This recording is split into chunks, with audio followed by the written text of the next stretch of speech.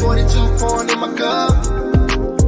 In the session real loud, good gas, yeah, you know we about to roll it up. Bring the bottles to the session, big tap, go ahead and just live it up. Get lit one night, after that we can go ahead. What's going on? What's going on? It's your boy Icon, and we here on 95 South Podcast once again. First and foremost, I want to thank God for this opportunity to be able to come on here and to have this show and this platform. Next, I want to introduce my man, right-hand man, your baby mama's favorite host, the one that get the job done each and every day. You know what I'm saying? My man, Jacob the Great. What's going on? What's going on, fam? Well, glad to be in the land of the living. You know my motto: each day we wake up, we got a chance and a choice. No doubt, no doubt, no doubt. So go ahead and introduce this beautiful young lady so we can go ahead and get this interview started and you know what I'm saying, get this thing popping, get her story. All right. Well, tonight's special guest is none other than Nina Boss. You know, radio personality, community innovator. You know, domestic violence advocate, and just a all around shaker and mover. Welcome to the show. Thank you for having me, y'all. How are you? I'm doing good. It's blessed. Busy day, but productive, so feeling good. So it's a great Good, day. good, good. So when people ask you the question and they want to know who is Nina Boss, what type of answer is that? I would say she is very resilient. She has reinvented herself a couple of times, And so I would say she's someone who's loving, funny, um, cares about people, have a big heart. And sometimes that's not always good, but I wouldn't change that about me. I'm so genuine. When I love hard. And I'm just really positive. And so they would just say she's a person who you would want to be on your side, a person who's going to be there for you, and very talented. I have to put that Okay. in, I guess. Okay. So you have reinvented yourself. So let's take it back 15 years ago when you was in the music business. Let's talk about your music career. You know, when you was really out there. Okay, so I can take you from the beginning. I started rapping at the age of 18. I was in 1993.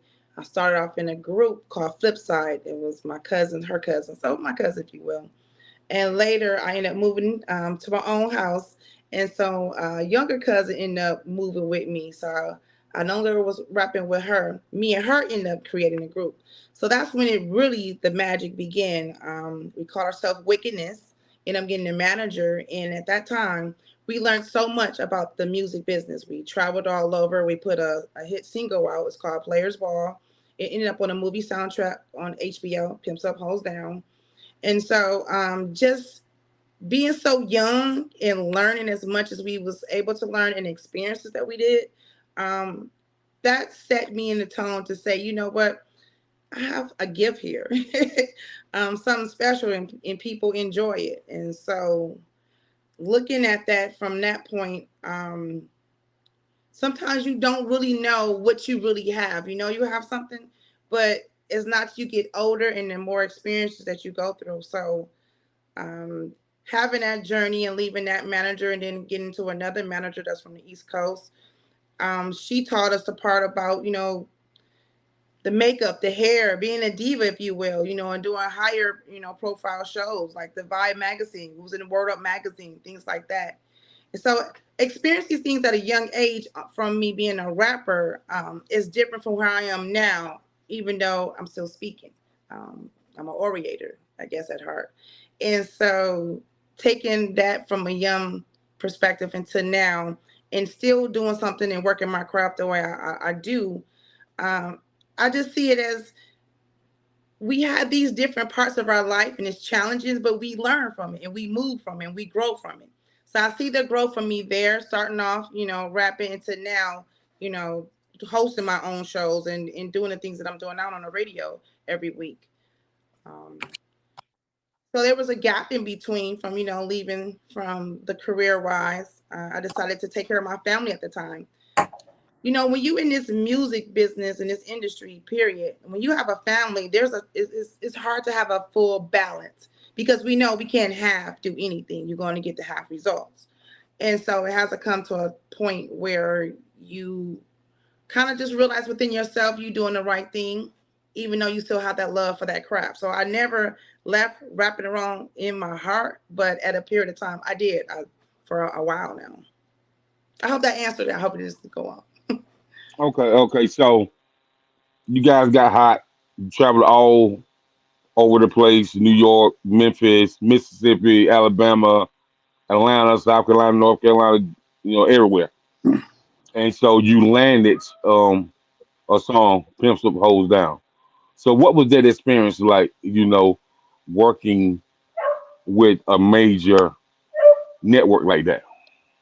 So what happened was our manager was John G, and rest in peace to him.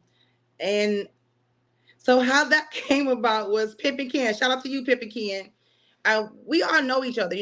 Back in our hometown, it's like a circle of us. So at the time, we was the only female duels rapping at the time. We just had the whole city down. So the city was behind us. We featured on a lot of different men. It was very men dominated. And so at the time, we had this song, Players Ball. And he hosted the Players Ball. Like in our Midwest, players and pimps is really big growing up in that time, right? So that's very serious. They have balls for this. And so we ended up performing at the Players Ball, and they was doing the filming. And so when they did the filming, they wanted our song to be on the soundtrack. So the song ended up being on the soundtrack, and it's just unbelievable because they played our whole song. Usually when your song is on a soundtrack, you may get bits and pieces, 30 seconds or something. They actually played the whole song throughout the movie. So to hear that and see that, I remember one time my homeboy, shout out to rest in peace. He's like, man, I'm in Jamaica. They playing your song. It's on a movie. So it's a wonderful feeling, to know that people like what you do. There's some interest about your thoughts you had come to life, and to see how people, react to that. I think that was just a great feeling. I come back to you. Okay, so basically, um, being that like nowadays the music we see now, with the women, there's so many different women coming out with different with like kind of the style with well, basically a couple of years ago they called it like stripper music, or whatever you want to call it, or too provocative, or whatever the case may be. What is your stance, or how do you feel about what you're seeing now with the female rappers now versus probably back in '93 when you came out, and you probably would, I mean, maybe still had like a Lil Kim that just first came out then, and Foxy and different people. So what do you see the difference between now and then when it comes to the music scene with the females? Well, I'm glad you asked that, because I thought about this the other day. And coming from the era I came from, it was lyricist, strong, Rage was the reason, a boss, I should say, is the reason why I kind of started rapping, Her and a Lady of Rage. And so back then, listening to them, China White, Mia X, those type of women had bars. They talked about various of things, conscious things as well. And back then you would never ever hear men on songs disrespect women. We didn't really have cussing, and we didn't hear them calling us out our name. So when you go through the timeline now, as things change and hip hop has changed, shout out to hip hop 50 years, right? And to see where we are now with our women, I just got to be honest. A lot of it is low vibration, and it is by design. So now you got the men disrespecting women on a higher level. Also, as women, we like this music because it's beat driven. So we're gonna be drawn to it. That's what we are. It's part of us, right? But when you got the low vibration words that go with it, and it's like a trance for us, and we're just indulging in it, um, it don't make sense from where we started off to where we are now. You understand what I'm saying? And so, yes, there's some hard artists. Yes, they some good rappers out there for women. And I'm never going to take away from the women, because guess what? It's been dominated with men. And to see our women standing up, at least having a choice, having a voice, doing the things that they're able to do. Yes, I kudos to that. But when it comes to the content and the things that they're talking about, it doesn't do us women as a service. You can tell the most disrespected person on the planet is a Black woman. Yeah, because the reason why I asked that question, because too, I feel like that the industry, especially the major labels, is kind of, I almost feel like how they used to kind of pimp artists back in the day. They're trying to pimp these women again, because it's like everybody wants to sign these women, but then when they want to sign them, they want to sign them to be one way, because it's kind It's of an fun. agenda. Yeah, they're Yeah. pushing. So you got to remember, powers that be that own everything, right? And the labels and how they run it. It's only going to fit that narrative. So when us like try to come out with the positive words, talking about community and stop killing our children, you know, and I just want to say, in Milwaukee now, we're up to 100 kids that got killed this year. Mm. That's crazy. But can we talk about that? Will that get played? You know what I'm saying? And so if they're going to take these deals, they understand what they're signing away to this type of music. And that's the Mm. narrative that they're pushing. They're going to keep it there as long as we listen to it. Yeah, because one thing I do feel is like, because what happened is the reason why the women kind of still kind of behind the eight ball is because like men that became successful that understood how to start their own labels and their own businesses and take it to a level where they could take some of that power. So now the women kind of have to like kind of catch up in that mode of saying, okay, for us to really be able to be creative and say what we want to say, that we're going to have to we have to have more bosses. And at the same time, the women can't be catty towards each other. You know what I'm saying? Like, it's so few women in this business. You know what I'm saying? They can't be out here acting like a Nicki Minaj who seems bitter because she lost her spot. Then she wants to beef with everybody.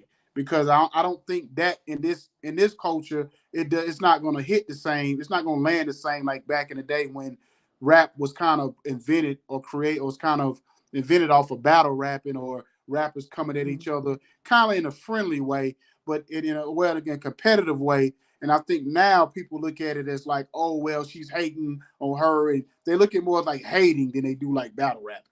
You know what I'm saying? So I think that's one of the things that definitely that I think that women kind of is a disadvantage, because they don't have that power yet to be able to say we want this, and this, to be able to really fully do what we want. Because I'm gonna say this, like my son was telling me earlier, the City Girls came out with a new album, and the album only sold like 6,000 copies, because basically they went away from what they was normally doing with the sex driven stuff, and they was kind of like, I guess the album was more focused on like old school type of music sound, whatever, and it was like nobody wants to hear that from the City Girls. So they already established themselves to be one type of artist, and when you know how that goes, when you try to change up people, some people accept it, some people don't.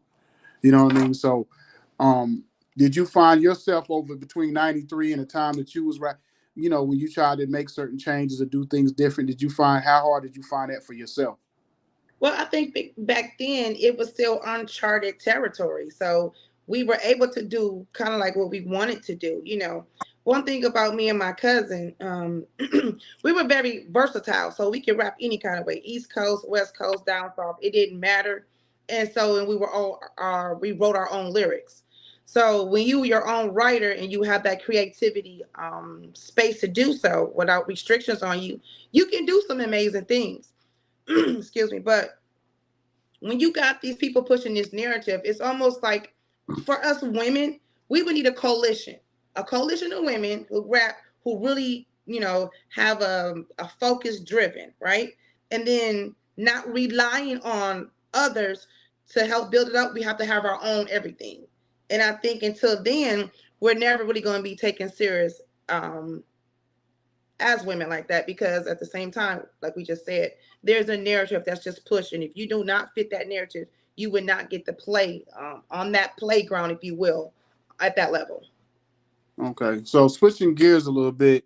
So I see that you also a radio personality, and so when I got into radio was probably around 2012. And to be honest with you, when I first got into radio, online radio, I did it really because at the time I was managing several artists in Atlanta and Orlando, and I wanted to have a platform for their music to be heard, because especially back then, it was so hard or whatever to try to get a song on the radio. So I was like, if I basically I found I just happened to come across a situation to have my own radio show and to play independent music like I wanted to, and then it turned into something else and all that kind of stuff. So what drew you to being a radio personality? What got you?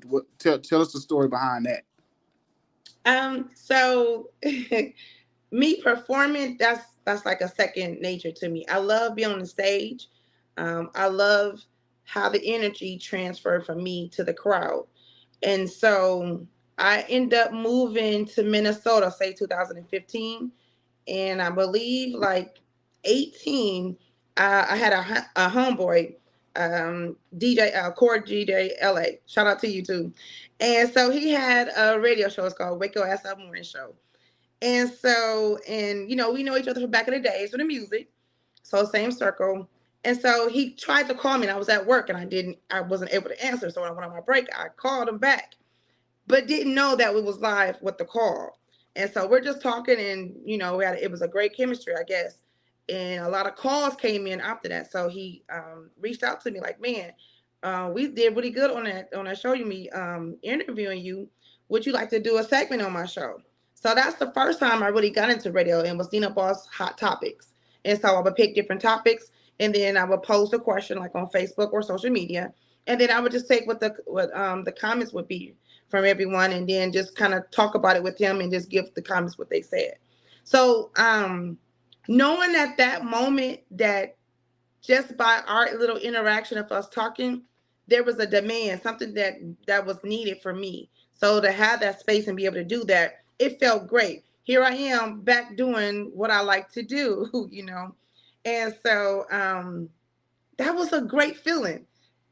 It was aside from the music because, you do the music just performing and just, in the studio. But here it's like you can be more relaxed. You can talk about whatever, it's not just a song. I got to stick to the song. So I find radio to be therapeutic a little bit. So when the first time I got on doing that, and then 2021, I had a really, really rough time. I lost 6 family members in 60 days.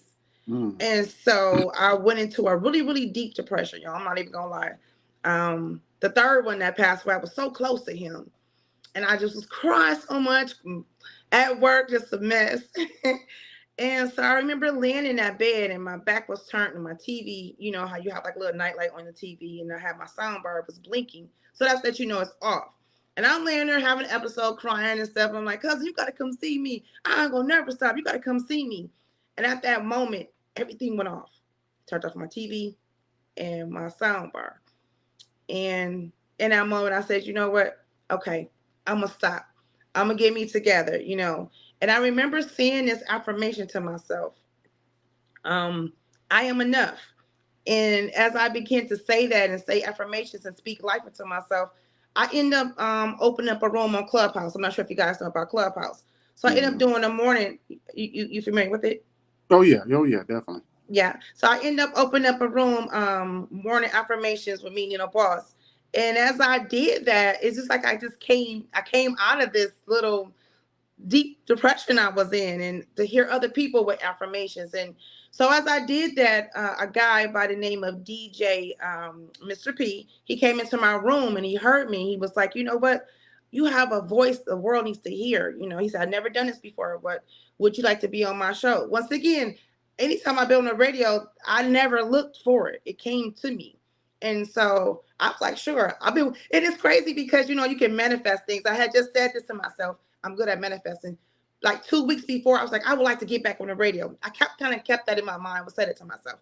So when it presented itself, it's a segment that he created. It's called Mr. P's Pearls of Spirituality, where he do a daily and then I'll do like something complimentary to it and just kind of give my input on that. So that's how I ended up now. And I've been doing that for a year and a half. I think we're up to like 54 episodes now. So it's on kbitplay.com. And his segment is called My Marvelous Mondays. Okay. So before I shoot it back to Jacob, I remember years ago when I first got into the radio, and I couldn't really believe how competitive it was. It was actually more competitive to me than actual the music side of it, as far as the artist side of it. And because I remember we would go to different events, and other media people would actually try to start arguments with us or get into it or with the promoter, or like why are they here and this, that, and the third, and whatever. We looking like what? Like it's enough for all of us. Like why I gotta be just one media person here to cover this event, like type thing or whatever. And so now to fast forward now, it's like me and Jacob always laugh because we like it's no media really like in Atlanta, like different places we go, we like sometimes the only media people, and it's like dang, social media done took over that much where media don't even like to come outdoors no more. So so what have you seen yourself over the years like that like blew your mind or change, or have you like from what you've seen when you first got in until now, like the biggest difference that you've seen? I would say streaming. Streaming has changed the game in so many ways. For the artists, whether they're getting played or just to be able to get your music out at one click to billions at a time. Back then I come from, it wasn't no computer, it wasn't no internet. Our song was on a cassette. So to see the change from then to now, I think technology has played a crucial part on making sure we can hear all the type of music. We're not just stuck in an area for one genre. We only have, a few radio stations. Now we have many. So I can see the change in that aspect. Okay, go ahead, Jacob.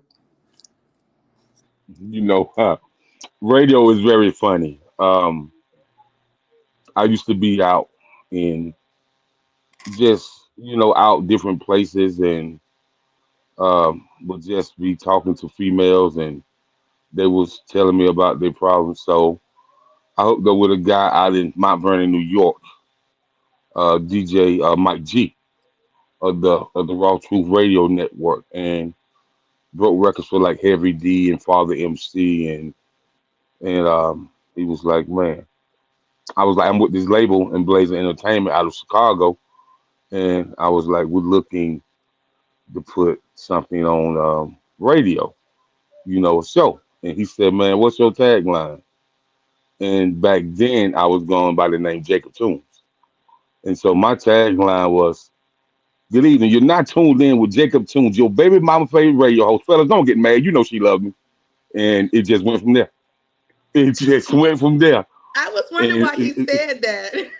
yeah. So it just went from there. And so when I'm out and about, even to this day, I see they were like, "What's up, man?" I said, "I'm cooling." We all know that you the baby mama favorite radio host. So, and one time I was in a grocery store and my mama heard it. She was like, "That's what they call you? You somebody baby mama favorite radio host?" I said, "Yes, ma'am." She said, oh my, Lord have mercy." And so it just went from there. So with radio, I think it's very exciting. It's very therapeutic. And what I love about it so much, you don't with me, you don't have to be raking in millions. I want to know your backstory because everybody got some trials and tribulations they went through, and people have a remarkable backstory.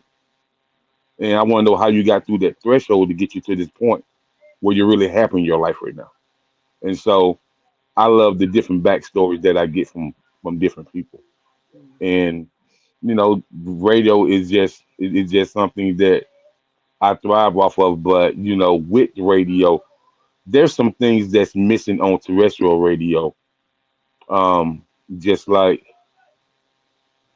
I don't think the Breakfast Club is that great of a show.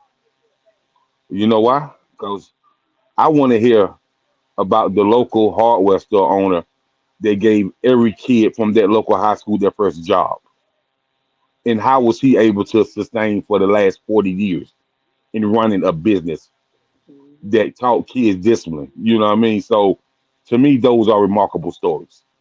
I don't per se want to hear about all the entertainers that have raked in millions of dollars. What about that working man that put all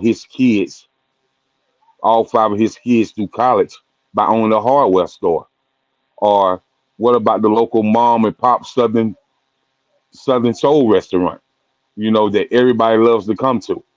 You know, um, that you can go get the hot fish plate, and you can see your partners who you ain't seen all week, and they can tell you how they going, they been and where the kids are so connected because their family's been connected for 3, 4 different generations. Those are the stories I love to hear. So I think radio brings a different type of element to understand what people's lifestyles are and understand that radio can be therapeutic for your guests as well because now somebody can listen to their story when they feel like it's been people that their family member first heard their story when they came on an interview with me. They know nothing about it. So that's why radio is so therapeutic for me. Yeah. So but back to you, No, I think community. I agree because I feel like when I'm on the air, I feel like some type of connection I am having with the people, even though I don't see no one. I still feel connected. So it is therapeutic. I agree with you. Right. So with you, being a community innovator, community development, community awareness, community focus, what makes you have that type of relationship with people that you meet in the community, and how does that impact you, and how do you feel that it impact their lives as well? I think when you I grew up in a neighborhood. I lived there for 16 years, and so I saw firsthand um, what community really looked like. I think first it starts in your home. Is how the ones in the home, how do they lead, and everybody plays their roles and understanding we working together.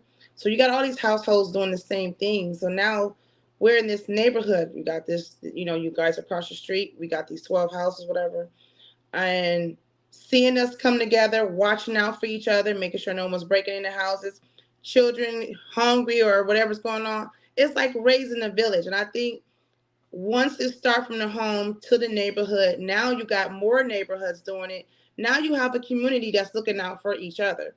Everybody understands the roles that's being played. Everybody understands what our common goal is. And I believe, back in the 70s, 60s, we kind of had more of that before, when they start putting these laws on us, Jim Crows and stuff like that, breaking up the homes. But now that we don't have the unity that we had before, I mean, we do to a certain degree, but it's a lot of kids that get left behind. It's a lot of families who are struggling. And so, like I just had this idea, I'm calling it um, big cousins, little cousins, where like me and my sister, we're the older cousins, right? And then we have, some teenage cousins, girls. And I feel like a lot of times our young girls do not get the guidance that they should be getting, whether it's from the mom, sister, aunties, or wherever. And so, me want to be conscious of, I know where I was at as a teenager, and I wish some of the things I had other women to talk to about a little bit older than me, you know. And so I see the need for that. So what I'm going to do is put activities together for us and then start going out into the community. Go ahead and, feed the homeless. Let's go, read a book to the elderly. So installing it into them and then, creating a foundation, a nonprofit organization or whatever, and continue this work and just get it onto a bigger scale. So then in hopes that we can at least help our community, build up our community, and start showing them more love. Some of these girls don't get love and they turn into women who never been loved, don't know how to love. So there's a lot of issues and layers, but when you look at your community, you think about, your kids or grandkids is going to be living in these type of environment. How do you want that to look and how should that look? So it's dear to me. It's important to me. And so I'm just going to push to fight whatever I can to, put my part into and, show my younger generation, because that is our future. Also, what does it look like and how they should be thinking as well. Okay, okay, great point, valid point. And from the from the spiritual realm of the community, your mom is a pastor, and how do she look at the world right now, and what type of discussions do you guys have? Um, she's seen the, the change, from growing up in church the way she was. A lot of times, I'll say this. People go to church for different reasons, and sometimes it's not the best experience, you know. So learning that you have to be careful, like with anything that you make your circle to be with. So it's finding that right fit. But when you have such an anointing on your life, it doesn't matter where you go. People are going to pay attention and feel some type of way. And so that was another thing that she had to deal with, because she is great at what she do. She's a great preacher, and she will touch you. Um, but you want to have that same support with the people who you doing this with. And that's not always the case, when, especially, I could say, sometimes the first mothers um, don't like this power that she possessed sometimes, because the pastor of like, hey, we see this. And sometimes you don't see that in your own wife, but you see it in someone else, and it could be taken out of context. So I've seen her go through that a couple of times. And she just so loving, so caring. Anytime a tragedy happened in our family, they always call her. She's our prayer warrior. She's going to organize to get things together. But her heart is always so pure. It's always to help. She, even things can be going on, she will overlook those things. I'm still going to do the Lord's work. And so, but she knows, she sees it. And but when you got this anointing, like I said, on you, nothing's going to stop you to shine and still do God's work. So that's what I believe she sees. And she, she's older now, so um, that plays a part as well. Okay, could you piggyback off that and give us your thoughts? But was you talking about from the spirituality of? Ask the question once again. I mean, one more time.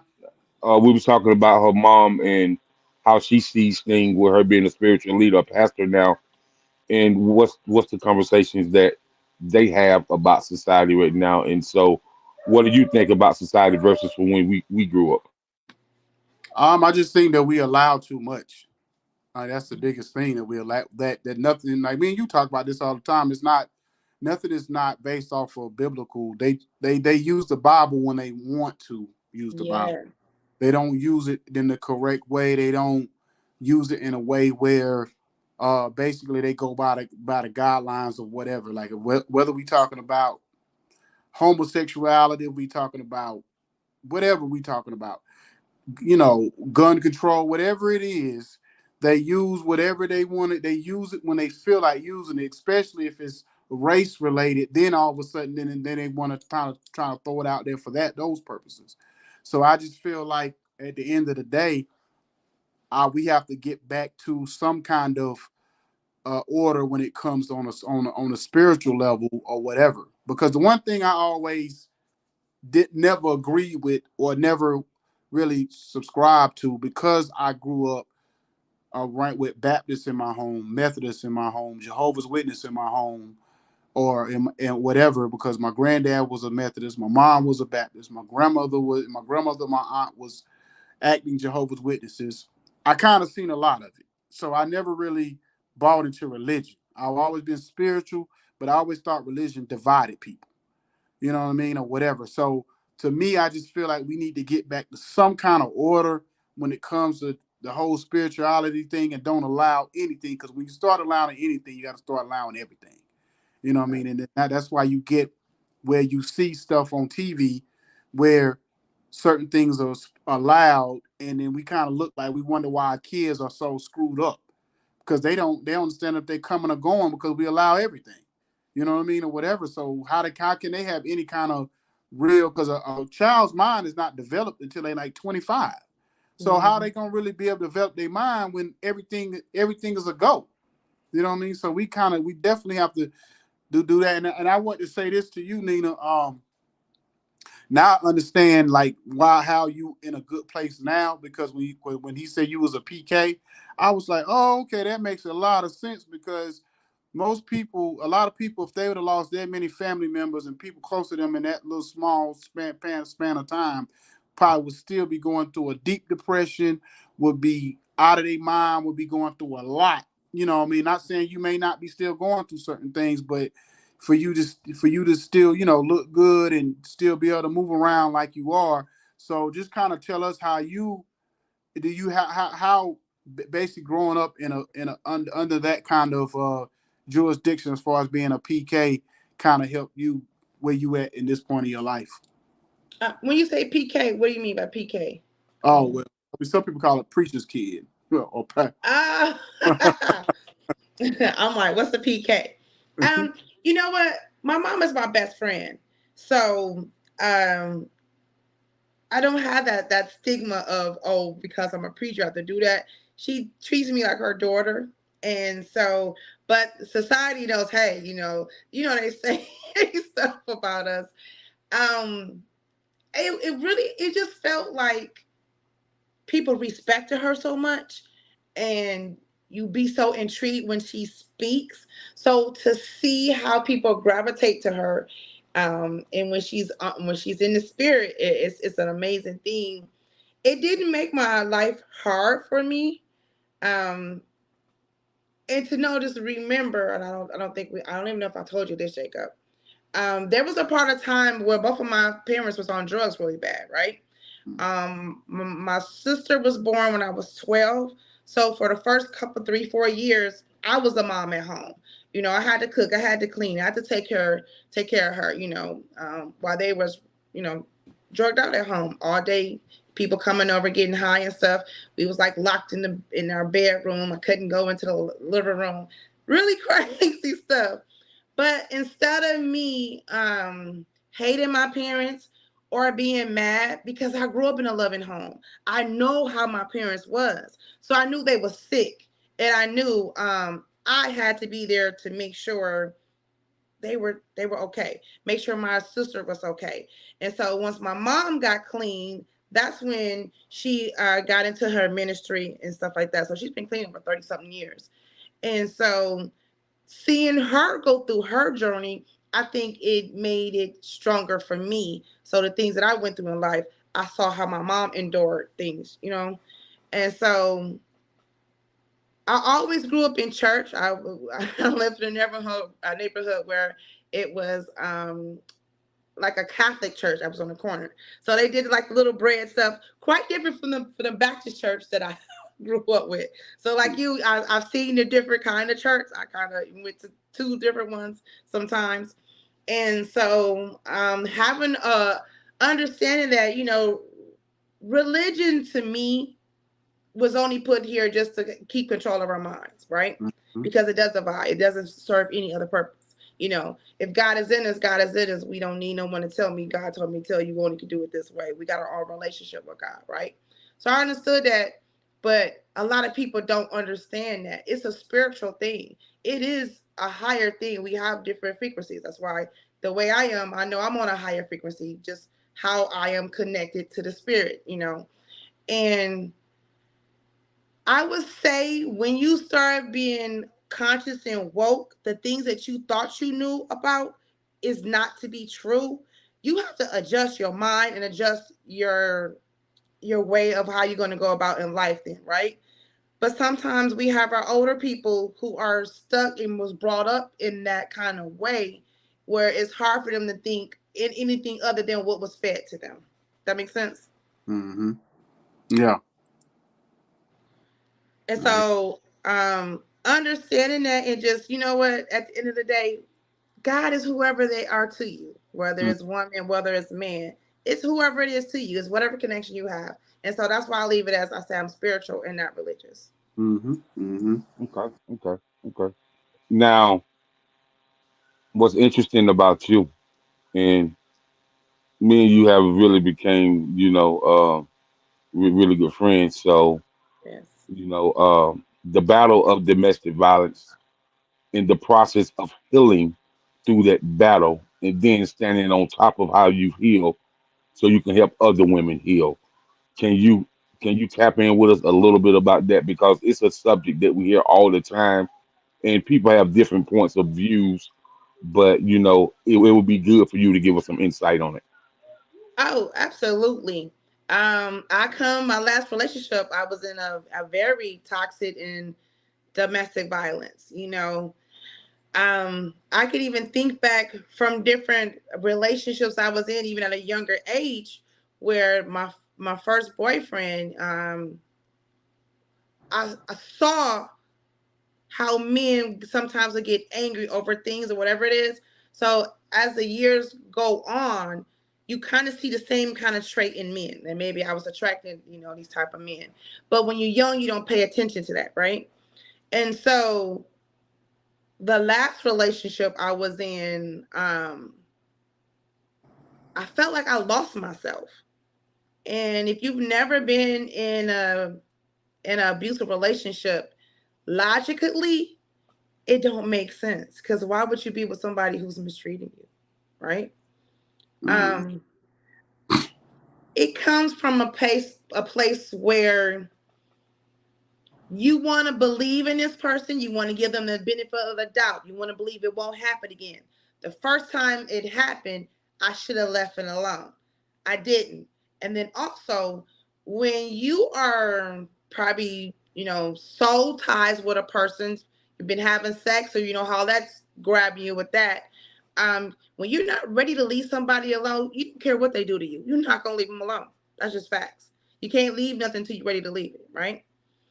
And so I was with him 2 years, and as it got to the end, I got to this place where I looked in the mirror. I didn't even recognize me. I wasn't talking to my family. I had been withdrawn. He didn't want me to have friends. He became very controlling. At the beginning, ladies, you have to realize it's always sweet at the beginning. It is. But something's triggered. They all have triggers, right? And so I try to rationalize in my mind that it's going to be okay. It's going to get better. It's going to get better. So I got to the point, if I didn't leave, I know it was never going to get better.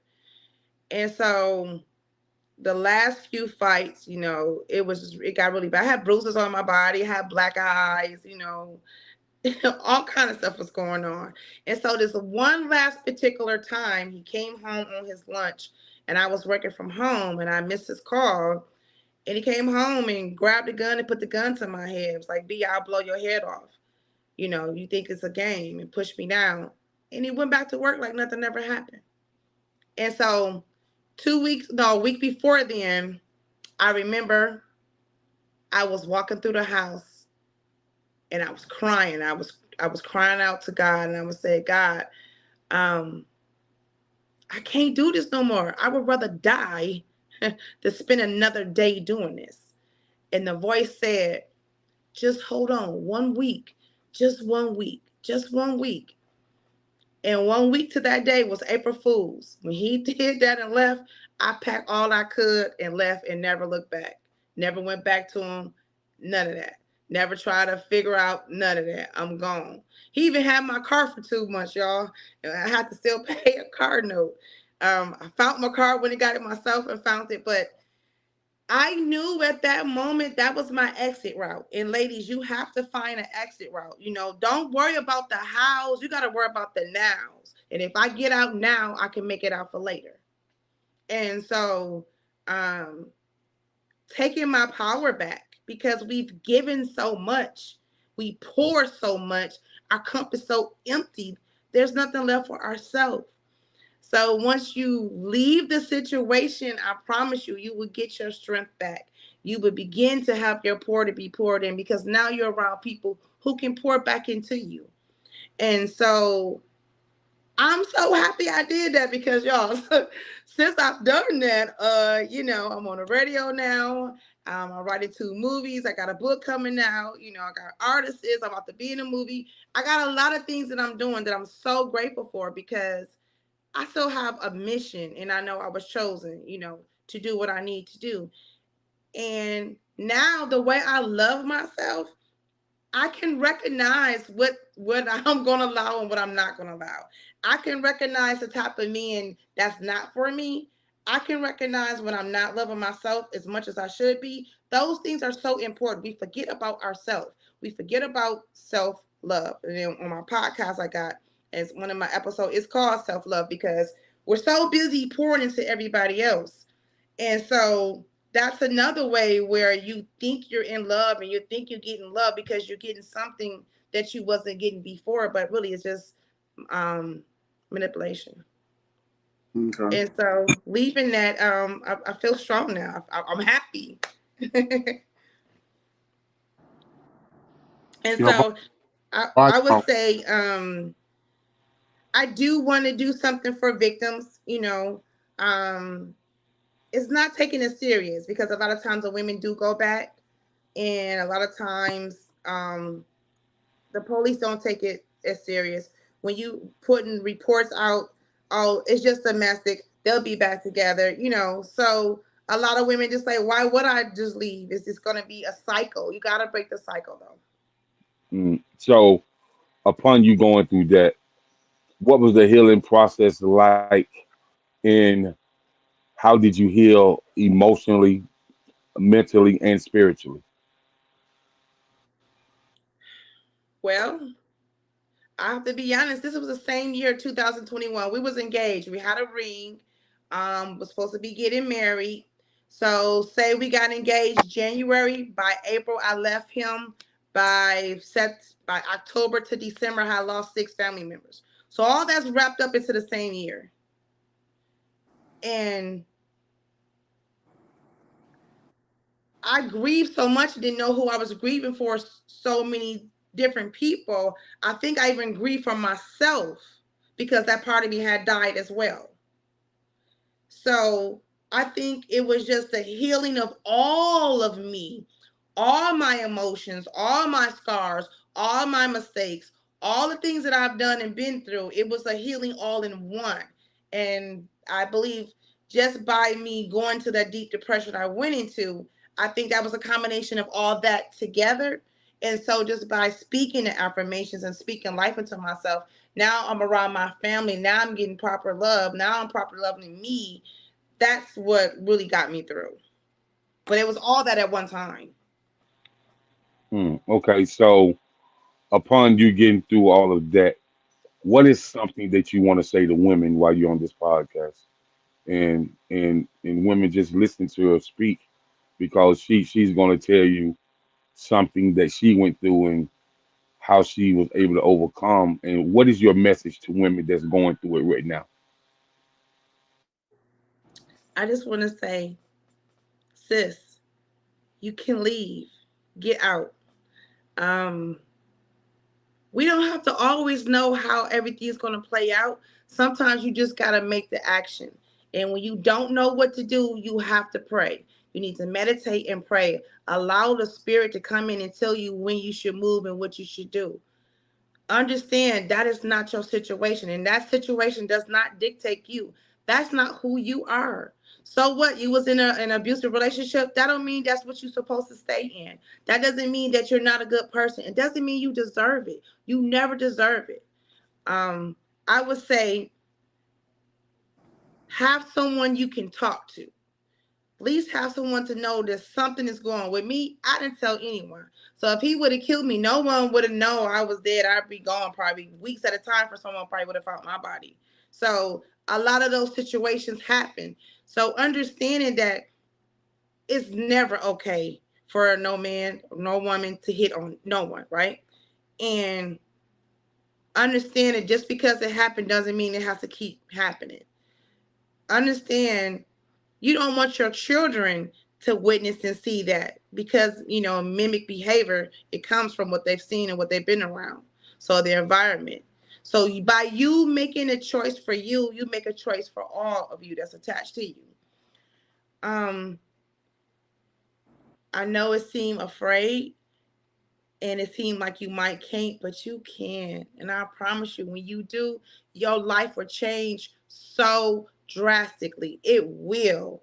So to the women, I can say, get you a plan together, and stick to it. A made up mind is the only thing that's going to give you what you need. And prayer and prayer and prayer. Speak to God. He will help you. You got to. You got to. That's what I would say for that. Okay, okay.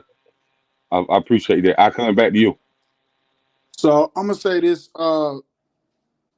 and this is kind of the advice I give women at times, and I know men may get mad if I well I'm tell this because it's kind of exposing men, but it actually helping women.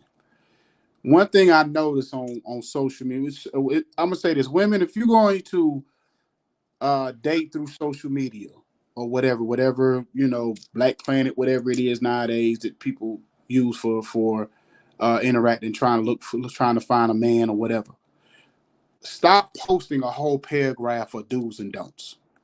You know what I'm saying? Basically, put a couple of things on there. I'm looking for honesty. I'm looking for a relationship. Blah. Something real simple. Because what Mhm. happens is, if I'm a shady dude and I'm trying to get to you, I'm gonna take all those do's and don'ts and I'm gonna use them against you. So Yep. then what happened is, in the first 3 to 6 months that we're dating, I'm gonna do all the do's you want and all the don'ts you don't like. I'm gonna stay away from them until I get you where I want you. And that's what happens a lot of times when people say, "Oh, that's the representative for the 6 months." And yeah, like you said, in the first 6 months or 3 months, whatever, that man is real sweet and kind and whatever the case, gentle. And then what happens is, you know what I'm saying, once he gets you where he wants you, then he shows all that other stuff that he's been waiting Mhm. on to use against you the whole entire time. And I'm Yeah. gonna, I'm gonna say this one other thing is the number one thing a man can say in a domestic relationship is if he says to you, if I can't have you, nobody else can. He tell you that. You better either wait. You better when he go to sleep at night, you better pack your bags, you better walk out the door. Whatever you better call your brother, your cousin and them. Whatever you gotta do, you better get up out of there. Because if a man is telling you that, whatever in his mind is what he is thinking, and eventually he going if he telling you that, believe me, the butt whoopings is coming soon behind that. You know what I'm saying? Mhm.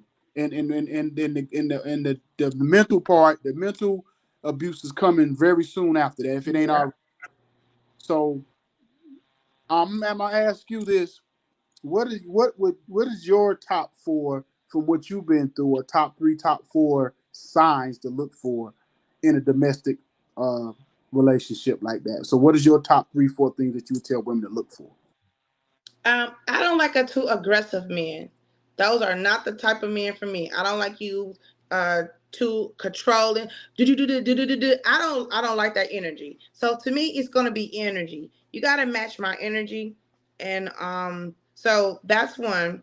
Another one is how was your relationship with your mom? Mm-hmm. I think the relationship that a man has with his mom speaks volumes of how he's going to treat his woman a lot of times. A lot of times, some of this does come from strained relationships with their moms. So that would be two. Another one would be does you try to isolate me? How do you feel about me being around my friends and my family? I'm very close to my family. I have a large family. I got two aunties who got 10 apiece. So that's 20 kids. So is he the type of person who wants to break that off? Because that's a lot of times how they do that. So I'll say that's three. And one more, are they able to communicate effectively? Do you get mad and throw stuff down or and act crazy because you can't have a good conversation? Mm-hmm. I would say those four. Okay, okay. Well, before we let you go, everybody, shout out to our affiliates, Village Global Network, our 10 radio stations. If you want to book us or come on for an interview, hit us up at 95 South Podcast at Gmail. Follow us on our subscribe to 910 Sports and Entertainment Network. It's exactly how I'm saying it, 910 Sports and Entertainment Network, exactly on our YouTube channel. We got a website coming soon, so stay tuned to that. So, but anyway, you got any more questions, Jacob? We got Oh to turn your yes. volume. Now that you have came out of domestic violence and your life is full throttle, um, I just want to make one comment on Okay. that. I'm gonna say congratulations and back to domestic violence. I was looking at, I think this had to be Oprah some years ago, maybe like 5 years ago, and she had the rapper Eve on there, and this is what Eve said to women in the audience. She said, "When a man tell you I love you to death, take what he's saying, take heed to it. Don't say like." She said, "My best friend was in domestic violence for relationship for 10 years, and she said he actually loved her to death. Yep. That's why I have to go visit her grave on her birthday, Mother's Day, and Christmas Day, because those are the days that we spent together all the time. And so I just say I don't want nobody loving me to death. If you're gonna love Jacob, you gotta love me to life, Yeah. for real, for real. And so I just commend you because a lot of women never get through it, and a lot of women have depression and anxiety and never be delivered. They never can trust a man again. They look at all men the same because it's something inside their minds that won't let them love or trust. And so for you to overcome that, I'm gonna say shout out to your mama for real, Thank you. because I definitely know that anointed spirit of hers really helped you when you felt like you had no way to turn. Yes. Yeah, And, so and, salute and to and her. I agree with you. Um, it's just, you want to be loved, but you want to be loved correctly. And a lot of times, some of us just want to be loved. We'll take any kind of love, and some of that love is just never love. It's just a mask, you know. So I agree to what you're saying. It's funny. It's funny because Jacob know this. My favorite show. My favorite show on TV is Ready to Love.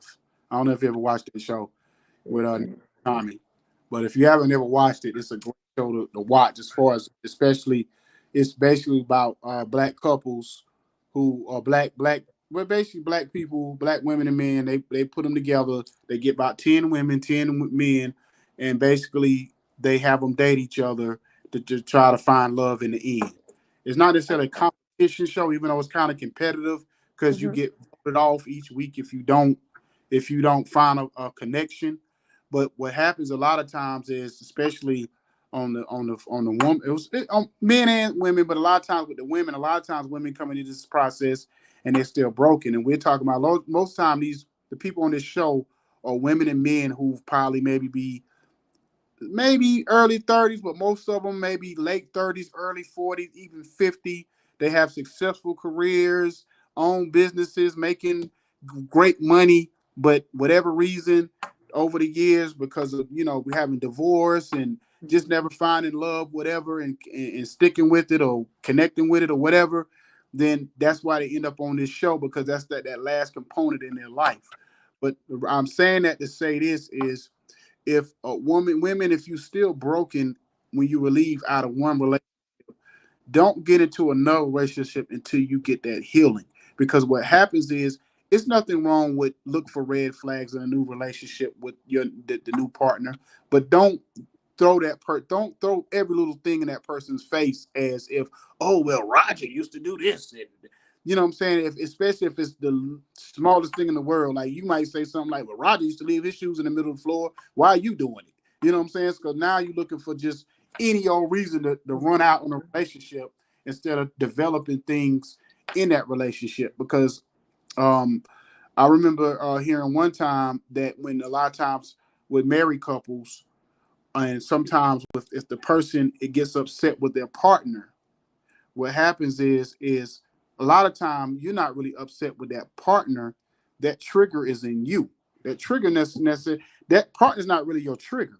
It's whatever you went through. Whether it could be abuse from you as a kid. It could be a last relationship. It could be something else. But you're using that trigger that's in you against that other person when you're the one that needs to be healing. And you need to look in yourself to say, what's wrong with me, and why am I always getting upset with my spouse, and that person is trying to love me, but I'm looking for ways out by looking for the little minute things that doesn't even matter. You're right. You know? And I do want to piggyback on that. When you do, and I have a topic on my Boss Talks podcast is about what's next after a woman leaves a toxic relationship. And I should have pointed this out. When you leave, ladies, you gotta have some time to heal. You gotta do some shadow work. You gotta do, You got to find a way back to you, because you do lose a part of you. And it's not a good idea just to get right back into another relationship, because a lot of times you're going to run right back into the same thing because you haven't did what you needed to do to kind of stop and say, you know what, let me get me together. Let me make sure mentally I'm where I need to be, and that it matters if I go forward or not. Is this a healthy time for me to do so? Because a lot of times, we do go from relationship to relationship to relationship. Where was the healing part? I've been single 2.5 years. I'm happy with that. I'm fine with that. Do I want to be with somebody? Absolutely. I deserve somebody to love on me the way I'm going to love on them. But I'm not going to settle, and I'm not going to just be in a relationship just to say I have a relationship. So until God see fit, I'm gonna keep doing the work on me. But you have to have that time. You got to have time with self. You got to sit with self. I believe when we had that COVID, when I went through that, people had a lot of time to sit with themselves and realize some things is just not as peachy as we appear to be. Well, I thank you for coming on. Can you tell everybody where they can find you, how they can follow the radio station and everything you got going on? Absolutely. Thank y'all so much for having me. I really enjoyed myself. But y'all can find out more from me. I am on Facebook, Nina Boss Talks. I do have a podcast, Nina Boss Talks Podcast, that's on Spotify, iHeartRadio, on all the platforms. And then coming soon, my own radio show as well. It's going to be a variety show. Shout out to you, Jacob, for giving me my very first interview on Nina Boss Talks radio show with Big V from the Nappy Roots. So really excited about getting off. It's going to be a variety show. So that'll be on tapeitplay.com on the radio show there. Also, you can catch me on Mixcloud. So when I'm on the radio show on Mondays, My Marvelous Mondays, you can listen to all episodes on there. Once again, Nina Boss Talks. You can just Google me. It is going to take you all the things that I got going on. Okay. Well, once again, I thank you for coming on, and just blessings to you. I know you got sky's the limit for you and what you got going on, because you definitely a boss and the way you're moving, and you've overcome a lot. So you definitely inspiration to a lot of people. So I definitely want to thank you for coming on. I appreciate that, y'all. And I thank y'all. Y'all guys have a great platform. And I believe in, us just having these discussions and talking about things that, normally we don't get a chance to talk about. It speaks volumes. And you guys are doing the work that we should be doing, reaching and teaching people. So I thank y'all for having me on as well today. I appreciate that. I appreciate that. So it's your boy Icon E, my man King Jacob, Baby mama favorite radio host. It's your girl, and we Nina out Boss, here. in the building. Had a great time. Got the good vibe, got the 1942 pouring in my cup. In the session, real loud, good gas, yeah, you know we about to roll it up. Bring the bottles to the session, big tab.